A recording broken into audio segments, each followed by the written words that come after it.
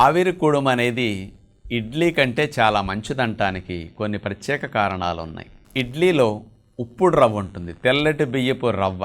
ఇది 70% 65% ఉంటుంది. ఓన్లీ 30% మినుము ఉంటుంది.